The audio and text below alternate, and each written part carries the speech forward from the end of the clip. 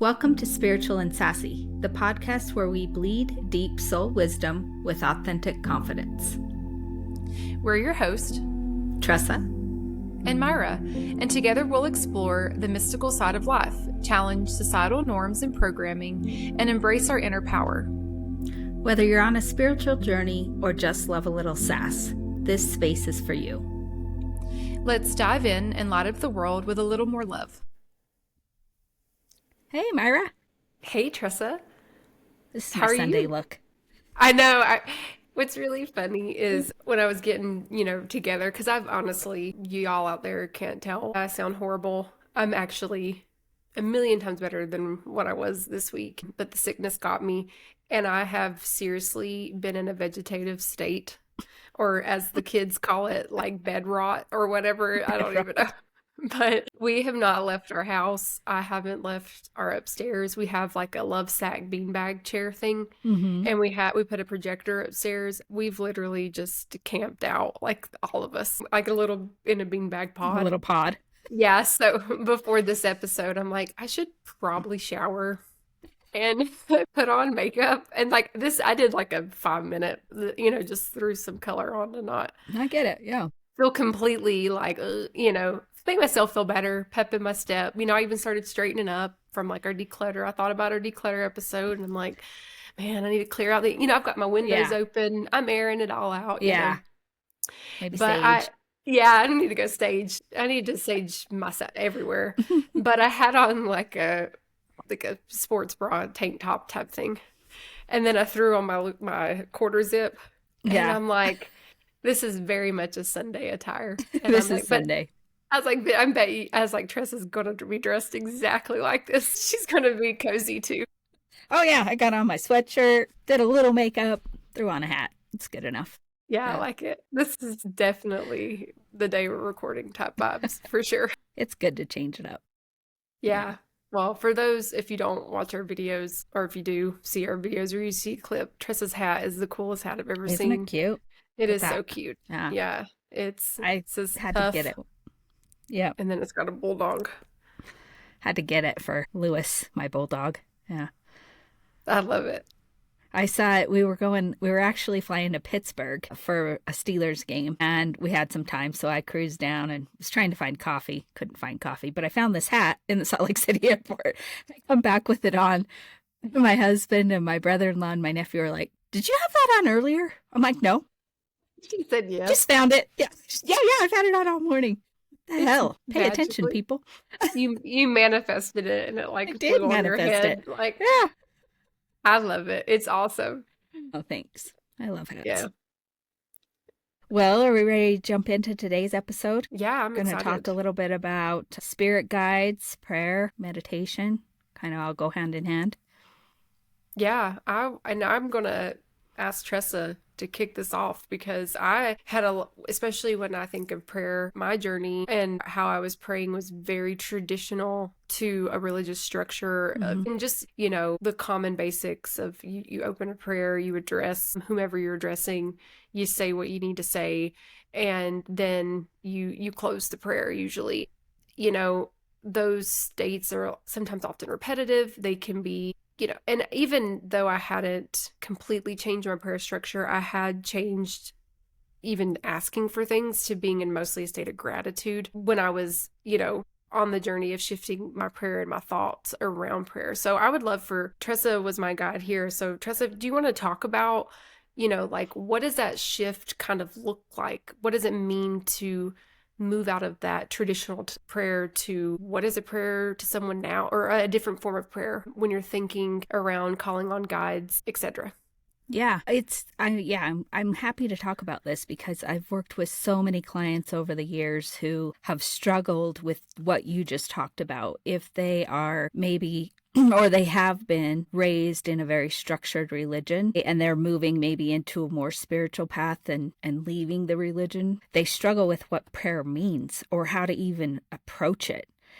Because they were taught in such a structured way of how you connect to God or spirit or whatever term you want to put to it. So for me, I do believe in spiritual law, and I've studied spiritual law, and we are here with free will. So what that means is you've got so much help on the other side, or what we call the other side, right? It's right next to you if you reach out, being spirit guides, God, Jesus, Buddha, whatever that looks like for you, archangels. There's so many energies, previous loved ones, right? But unless you connect to them, they're really not allowed to mess with you, right? You have to ask them to come in and assist.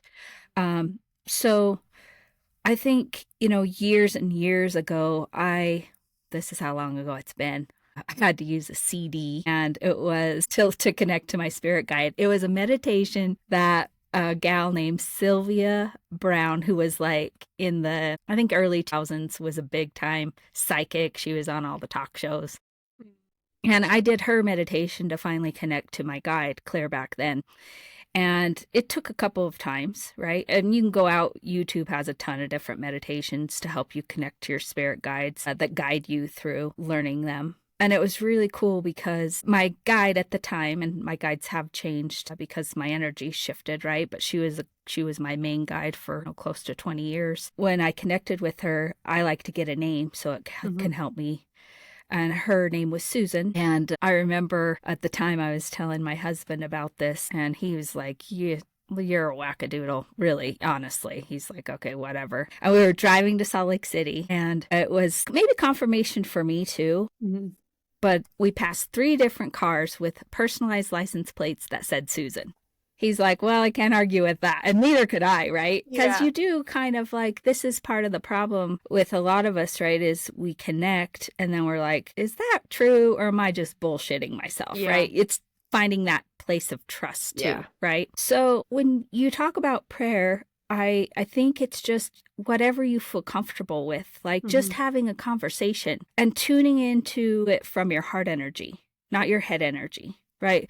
Because when we come out of a structured space of prayer is always like self-serving to some degree, right? Like, as I think about like, okay, I pray, or I've heard very structured prayers of, I'm so grateful for my home and my family and the food I'm about to eat, or whatever that is, right? And then please, help me be safe, help my family be safe, blah, blah, blah. Very structured. Instead of that, like, try to tune into your heart energy and just like God, universe, angels, guides, archangels, I want us to feel. What do you want to feel? I want to feel joy and peace and confidence and authenticity and bliss and balance. Like, think about what you want to feel and ask for that, because then you're not limiting the way that you get it. So often we have it in our minds about, this is what's going to make me happy. And there could be so many other ways that you could find joy versus what your monkey mind wants to tell you you're going to find joy in. Does that make hopefully that makes sense? I love that's great. And we've talked a lot about prayer, and I've never really heard you say it that way before. And so I love it. I'm like, woohoo, I love it. Yeah. But that, I just like, I love my visualization. I have all these light bulbs going off now, like, bloop, bloop, bloop, bloop, But no, I love that. And I love, because as you were talking, it made me really think about something we continue to say a lot is like, what is surrender? And that is when you're, praying for these certain things that are structured and you're limiting the possibilities of what flows to you, you're still holding on to control. You're still trying to control the outcome. Like, and even in a lot of structured, prayers, people end it with, if it can be thy will, or what is in thy will, or thy hand. But when you're praying in certain manners, you're still holding on to control. Like, you're not actually giving it up to his will, whoever's will, whatever it is, source being, whatever it is, Buddha, whoever. And so I think it's really interesting how you said it, and for a place to come from your heart and what it means. And, I think about people in my life who have a lot of pain or ailments or sicknesses, and they're praying for these specific sicknesses, and like their hip. My hip. Help my hip. Heal my hip, heal my back, heal my whatever it is. Yeah, I get it. But they're limiting what is actually needs to be healed, because it could be something completely, it's something else, or it's emotional, or it's a feeling, or it's not really their hip. It's completely, who knows what it is, or whatever it is. And something that you had said to me a long time ago too, And I loved it because I pray for my family a lot and I pray for others around me, which I'm sure a lot of people do that. It's very typical, especially when you love others. But you had said something to me about, when you're praying, you're asking whomever, source, God, guides, whomever, to help that person in however they need to be helped. And I'm probably not saying it as beautifully and poetic as you did, Tressa, but basically, instead of me praying for specific things for like my mom, for example, I'm asking for whatever she may need in that moment to please help her, whatever that is. And, because I could think of a million things I could specifically pray for my mom about, whether it be, to help her have a good day or pain or love or whatever. And, my mom's just an easy example here, but I've changed the way when I'm praying, it is whatever she is in need of at this moment, please help her and give her love, guidance, support, peace, healing, whatever that is, and that's really changed how I pray about others and how I think about, what they need, because I don't know their needs.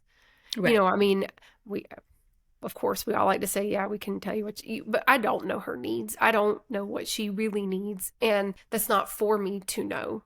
And so whatever that is, on a surface level, people only share certain things with you. When you're giving it up and you're surrendering the help and you're asking for guides to help someone else or asking their God or whatever it is, they're actually helping the root of what that person needs without me putting control onto it as well. Yeah, I think that's exactly it, right? We don't know what their journey is. Their journey for their soul's expansion is unique to them. So when I pray for others, I just send love. Love. Whatever that is for them, I don't know.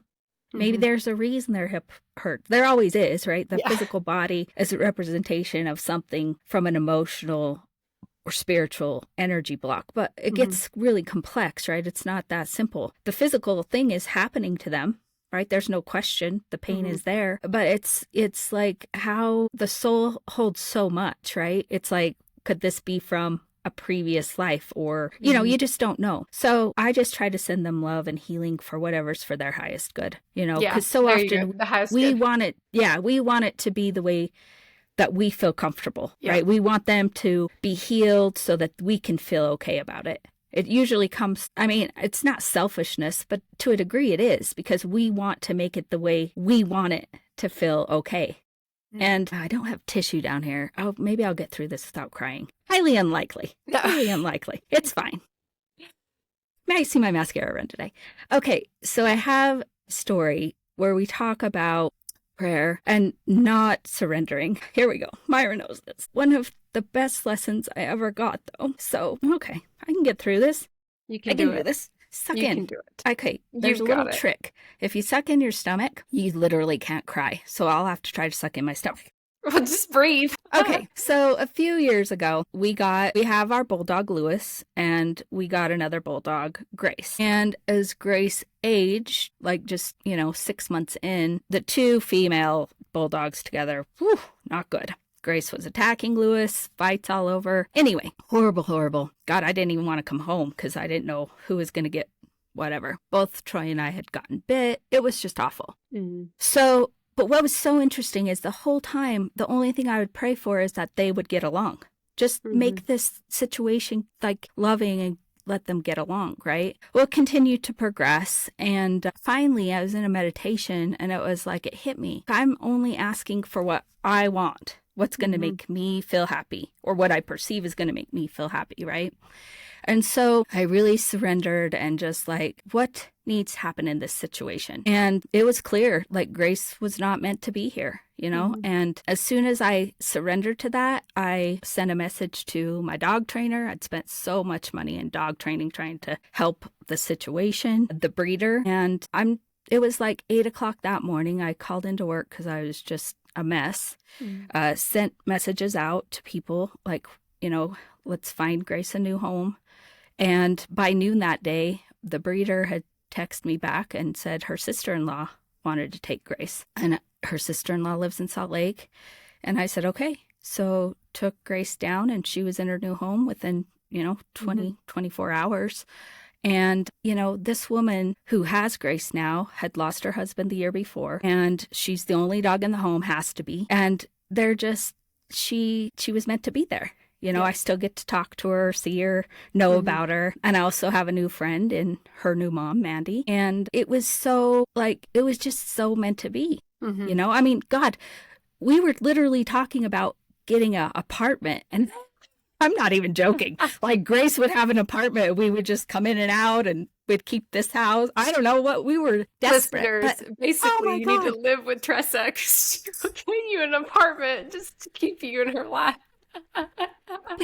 But you know what? It's so cool too, Myra. Like, it taught me so much about the judgment I had, because I would see posts of people getting rid of a dog, and I am such a dog lover. I'd be like, how could you ever get rid of a dog, you son of a bitch? Judging them, right? Not knowing, not understanding the situation, right? And then it taught me so much. That situation taught me so much about, what is for the highest good of all. Wasn't me having her. It just wasn't. I was a placeholder for a year, right? Until Mandy was ready to take her. And it also taught me to not be in judgment when I see those things. I don't know what's happening. And so when I see those situations now, I just try to send love, and that the right situation will come up for that animal and the right person, and pray for the individual to be healed, because it is hard. It was hard for me. She's in a great space. Oh, yeah. But, it's hard. It's like, anyway, it's one of the best stories I can share with people. It's still hard for me to talk about because it makes me emotional, but it was such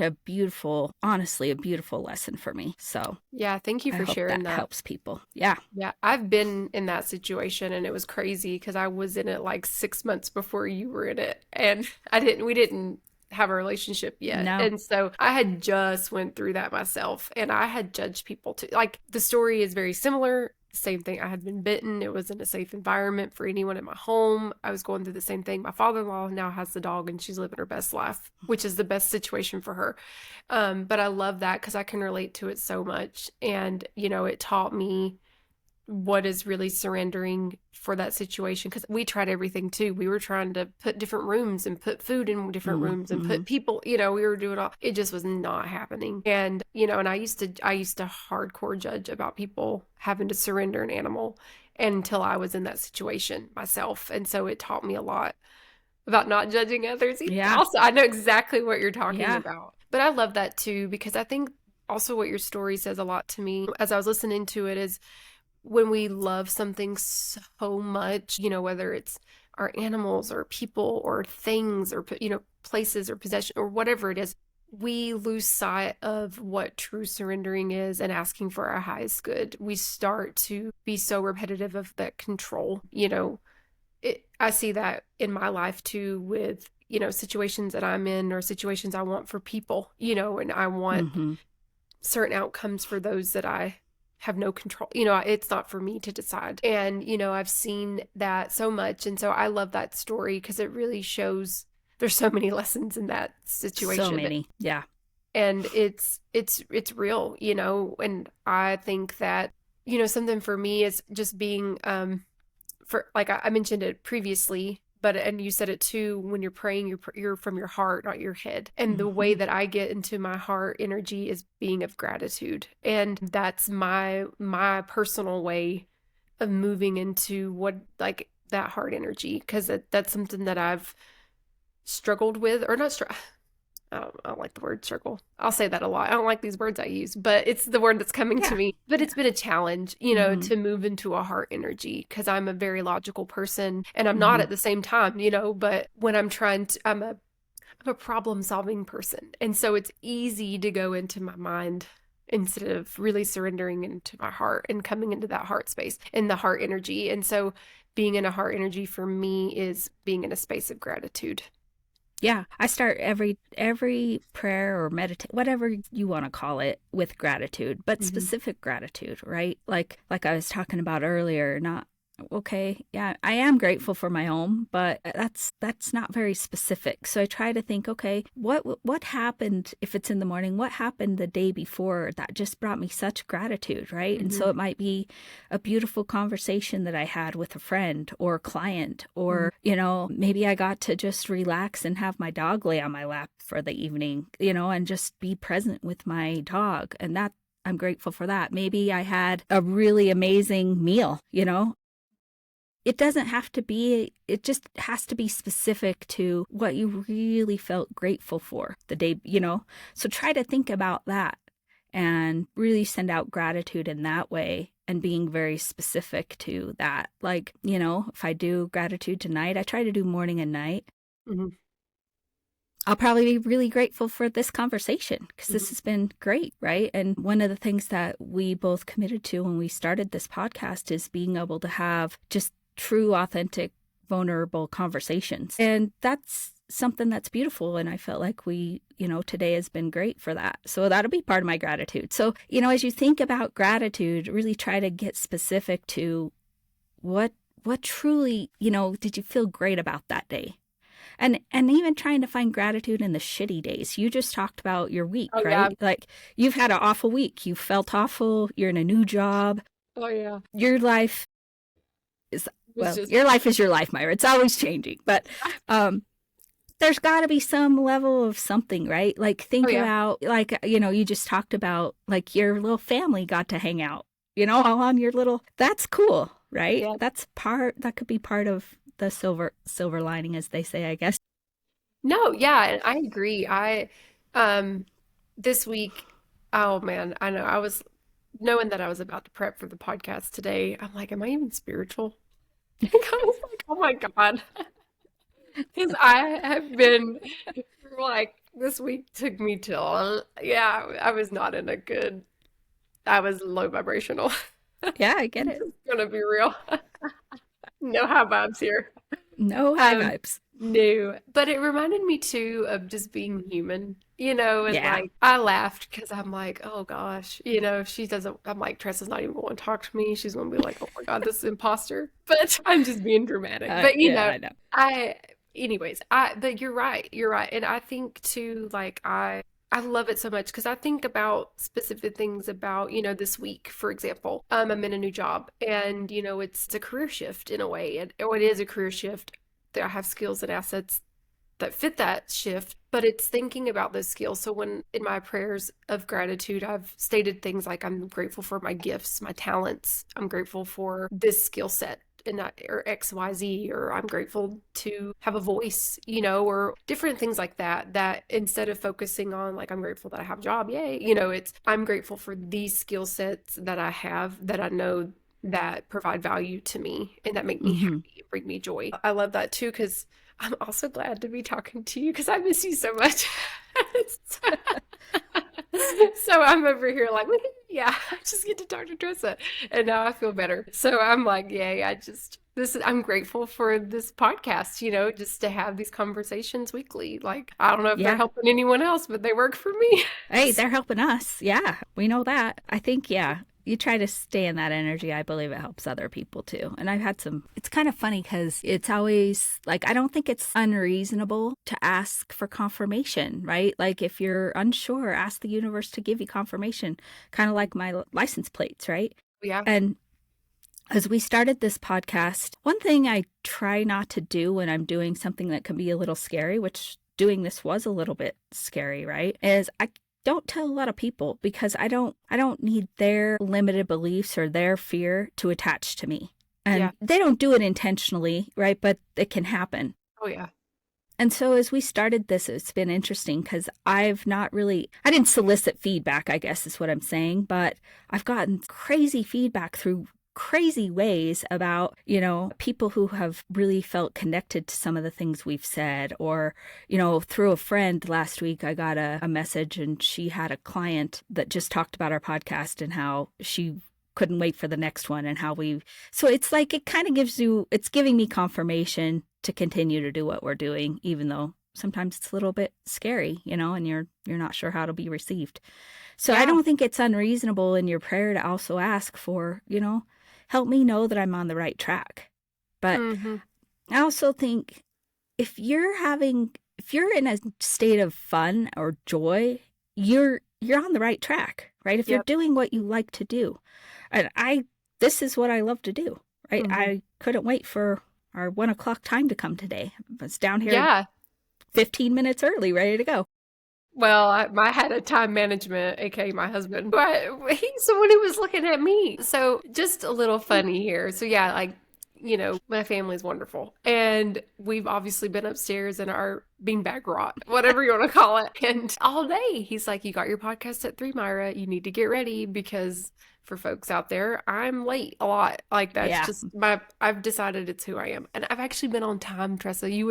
It would kill you. I've been It, waking up so early and going to work on time. I'm like, poor Tressa. She had to deal with the late version of me. But it's because I try to do a million things in like 1 minute. mm-hmm. It's just, that's what happens. So, anywho, all day he's like, Myra, you've got your thing at 3. You better get ready. Myra, you can't be late. You da da da da.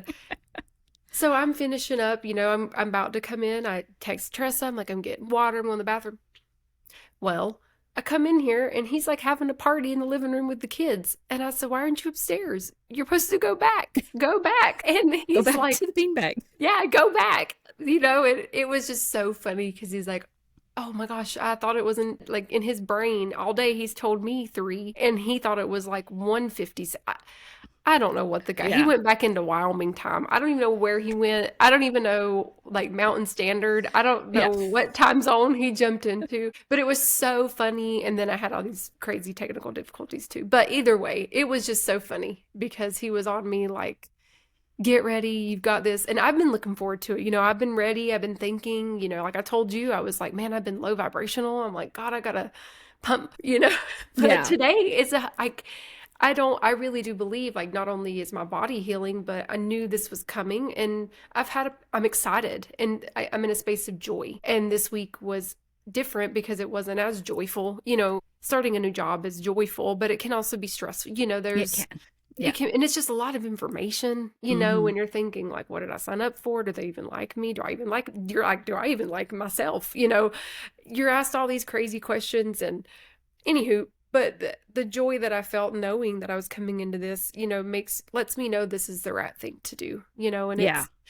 it's, I agree with you 100% because there are often times when I've asked my guides, like, show me a sign, or is this really where I need to be? Or is this what I need to do? And I've seen them. It's happened. But I try not to do that all the time because it's that part of trust, like you said, because I've shared with you too personally, sometimes in my journey, sometimes I question, like, is this just me making this shit up? Mm-hmm. Or is this really what I'm being told? And I've had confirmations that what I've seen and what I felt is very real. And it's been a really cool thing. And so I think like asking and praying and asking for that, from your guides, to show like if I'm on the right path, send me a hummingbird. I don't know. I'm just thinking of something and seeing the hummingbird around. Or if I'm on the right path, show me. Like don't even put something around it, but that it's it. Or if this is it, whatever you need, if you need that confirmation. But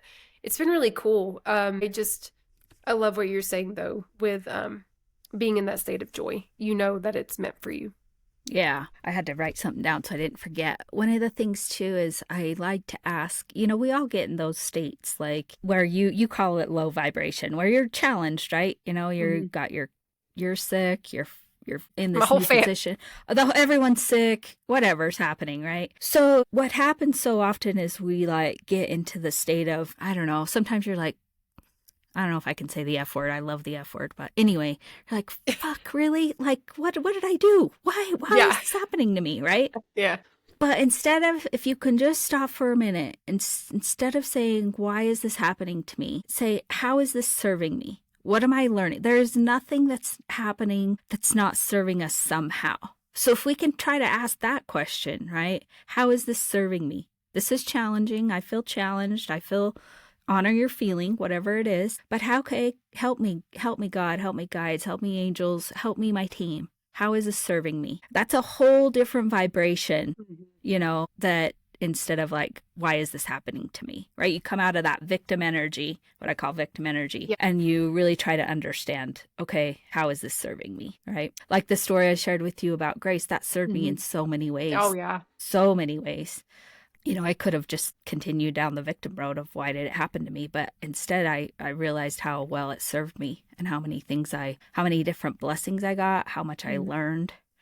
So I'm really I have a ton of gratitude for that. And then one other thing I wanted to just bring up before I forget is I've had clients ask me this. So like that have come out of more structured religions, like, Mm-hmm. So how do you start and end a prayer or even pray? So I just want to just kind of give a quick like way to start, and just like we can start with something and you can have a pattern, but just trust your own intuition on what works for you too. So like Mm-hmm. when I start my prayer, I first connect to my God energy and try to really like, because we are of universal energy. I call it God, you can call it universe, whatever you feel comfortable with, right? And then sometimes I'll even touch my heart, like bring my energy down into my heart center, right? And then I start with gratitude, very specific. And then, like I talked about, what do I want to feel that day? Do I want to feel confident, love, peace, harmony, bliss? Bring that to me. And then, if you want to pray for specific things or a specific person, send them love, whatever that looks like. And then I always end with kind of a declaration. I just say, and so it is done, it is done, it is done. Because I think we are powerful. I think we have so much power. I think the universe is so powerful. When you tune into that power, that God energy that's within you, you are powerful. So just kind of saying, this is my declaration. This is happening. So just wanted to throw that out there because I know I worked with a client specifically. She does coaching with me and I've worked with her for quite a few years. And when I gave her that as a closing, she told me that was a big shift for her because she struggled really bad with like still going into, I think it was something like in Jesus' name or something like that. Amen. Yeah. And she's like, I didn't feel comfortable with that, but I didn't know what to say. Yeah. So just something to maybe try if you're struggling there. Yeah, that makes me think of something a friend and mentor has said to me too, see it happen, see it done. And so when you're making that declaration, you're seeing this happen and then you're saying it is done. So see it Yeah, done. I like that. Yeah. Yeah, see it done. Yeah. Yeah. Becky. Shout out to Becky. Good job, Becky. Yeah, probably. I know who Becky is, I'm guessing. Yeah, you know who Becky is. Be seeing Becky this Saturday. I love her too. I miss I her do a too. lot. She's Yeah. great. But yeah, she said that to me when I was, moving in through my transition. And I love that. And it stuck with me. See it happen, see it done. Yeah, I love And that so too. when you said that it is done, it's part of that too. Like just it is done. And that's what she was saying. You've already said it. It's done. Yeah, it's done. You need X, Z, Y, whatever. It is done. Yeah. So I love that. So, I'm something too. Yeah, go Sorry. ahead. No, go ahead. No, go. She's like, cut it out. I was just gonna say, something too that I've started doing, and I don't know, it's easy to say, like, especially if people aren't, some people journal, some people don't journal, but something that I think that is really great to do is, you said you go through gratitude and you say your prayers and you go through those stages of reflection. So something I think, listeners out there, at the end of your day, think about 3 things that happened to you and what was positive. 3 positive things that happened to you in your day, big, small, simple, whatever. 3 things you're grateful for, and then your intentions for the next day. It's a great exercise to, it's not a 3x3, but that term's in my head right now. Yeah, I Tressa knows get what what you're 3 saying. by I 3 don't. is too. But when you're thinking, I can call it a 3x3, I guess. But you're thinking of those 3 things. So this happened to me today. This was positive. This is what I'm grateful for, and these are my intentions for the next day. And then the next day, you can start your day the same way. 3 things you're grateful for. Your 3 intentions for that day, and then reflect upon it. So what happened that day? What are you still grateful for? And then the intentions for the next day. And it's a way to just get you in a cycle of seeing those positives and like what happens. Because I agree with Tressa. There's so many times in my life, especially recently, if I would have stayed in a victim mentality constantly, it would have been a very different outcome. but reflecting on the positives and how is it serving me in that moment.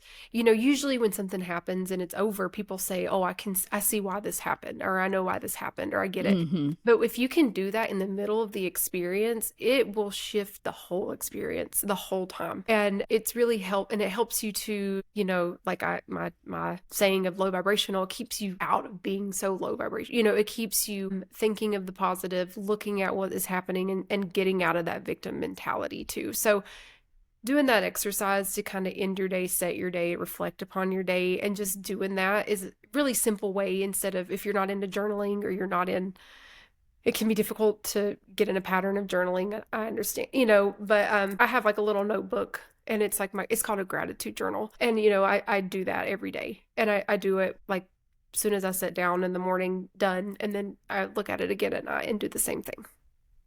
Yeah, I love that idea. Yeah, and like some people, having it written down is powerful, right? I'm not a journaler, so I just usually do it in my mind. Oh, I've tried to journal, it just isn't for me. But some people love it, right? So yeah, but either way, if you're just thinking it, or if writing it down is something that feels good to you, that's so easy. 3 things, 3 things. You're 3 by 3. 3 by 3. Yeah. As I get can do that too for work. In a 3 by 3. I don't know who made that up. I learned that through my coach, Chris Williams. So shout out to him. Yeah. Through Agile. Yeah. We'll give him full credit. I don't know if he invented it or if I just learned it from him. Yeah. Anyway, that is not something we made up. Nope. I wanted to touch just a little bit on meditation too, because so often when we talk about meditation, people get really scared of what that looks like, right? Like, how am I going to sit there for an hour and not have a thought? Well, no, you're not. We're not all Buddhist monks in training. But I have 2 different things that I usually work with clients on to help them understand how to get into more of a meditative state. The first one is just I like to just use a candle flame. So I just have a candle. I light the candle. And all I do is like for 5 minutes, 3 to 5 minutes. We're all busy. Most of us don't have time to sit there for 30 minutes, an hour. So try to just, give yourself 3 to 5 minutes in the morning. And I just focus on the flame and my breath. That's it. I'm focusing on the energy of the flame and my breath. And there's still thoughts coming in and out. But what happens is the longer you do it, because you're trying to be present with your breath and using the candle flame, you'll have moments where truly your mind does, even a second, you're really present, right? And it starts to train you to become more present. The other thing, because being in a meditative state is being present. Most of us are not present. Our minds are, even as I've done this podcast with you, if you spark something, I'm like, oh, I want to make sure I touch on that, right? Yeah. That takes me out of the present moment, exactly. Right? Because I'm going into how I want to respond. Yep. The other technique I give clients is to set intention on really starting with mundane things. So if you're going to do the dishes, say, I'm going to be present with doing these dishes. I'm going to feel the water. I'm going to feel the silverware in my hand. I'm going to, feel the bowl, and just really try to be present with the activity that you're doing. That brings you into a meditative state because it forces you to be present. If you're folding laundry, right? Feel the towel, feel the heat from the towel. Whatever it is, the more you can do that, the more you'll understand what a meditative state is, or the more it'll allow you to be more present in our everyday lives. It's kind of like if you're doing these things daily, right? You start to build up momentum. Your spiritual and your and your emotional well-being, you have to practice it. You have to do things to get you to be balanced there. It's kind of like, we're all so inundated with our physical body and, what society says we should be doing, right? With gym or whatever it is for you. And that's all true, but you also have to do that with the other bodies, your spiritual and your emotional body, right? You don't get off the couch and have not run for 2 years and go run a marathon. You train for the marathon, right? So this is no different. So doing this daily is really, really important to build the momentum. Yeah. Yeah, I love that. Something too that I do is I have, because my mind wanders all the time, and that's just who I am. I'm constantly thinking of thoughts. And for me to really, really try to take a moment in my day with my kids, because meditating for me can be a challenge. It's can be very difficult, and especially in my mornings if I'm running late and you got a bunch of little people depending on you constantly. And but I really try to train that moment of presence and like what that really means to me. And with my kids, if I'm holding them or hugging them, this may sound really silly, but sometimes I have to just sit there and like feel their face, feel their hair, smell their hair, Mm. touch their feet, and like Hmm. really sit in that moment instead of wanting to respond to a text message or touch my phone, or, think about the house needs picked up or the laundry needs done or is dinner ready or whatever. And so every day I really try to take a second, more than a second, and with both of my kids, whenever that is, and just feel them, smell them, hug them, and let them feel me and my energy in a calm state so they can feel what it feels like to be present too. And I'll ask them questions, especially my oldest, because I can't, my son ain't gonna say nothing, but Not he's yet. gonna smile at me like, meh. But like with Nola, I'll ask her things like what, and really I'm going through a grounding exercise with her if we want to put a term on it. But like what do you feel on your feet? What do you feel in the air? Because she's also a million miles a minute. She's very high energy. And so taking that moment to ground myself with my children and then get her to ground too is a way that I've really tried to train what being present really means to me. Because I am I'm the queen of I struggle. I struggle hard, and I will be the first to admit that when it comes to being present and what that means to me. And then occasionally, I wish I was better at it, but I listened to a podcast called Habits of a Goddess, and it's 11-minute affirmations, and I'm still thinking, but I'm thinking of only what I'm about to say. It's not exactly 100% just being quiet in your mind and present, but it keeps me focused and it takes me out of anything else I'm thinking about. So she says an affirmation, and then I think what she says, and then I say it out loud. And then she says it again, and I'm thinking of it, and then I say it out loud, and then it moves to a next one. And in that moment, I'm not thinking about anything else other than what I'm about to say. So there's nothing tied to that affirmation. There's nothing tied to that outcome. It's just, I am beautiful, for example. And Hmm. I'm only thinking of that. I'm not sitting there thinking of anything else. So that's something else that I try to do. I'm a very busy person. Life is just getting busier and everyone else is just as busy. And so these are little things that I try to include in my day. And I can tell a difference. There's a difference in my day if I don't take a moment to just be present and to just really give gratitude or pray or meditate or do the little things that, there's a definite shift in my day when I don't do those things. Yeah, I love that. That's great advice. Yeah. And shout out to that podcast. Never heard of Yeah, it. it's like my Yeah. favorite podcast Yeah. ever. I Yeah. love it. And she's doing well. She's trending. Good for her. But yeah, it's really good. Well, this has been an awesome conversation, Myra. I think we've covered everything that I kind of wanted to today. Do you have anything before we end? No, but thanks Okay. for listening, guys Yeah. and Thank you gals, so much for listening, whoever's out there in listener land. Yeah, guys, gals, whomever.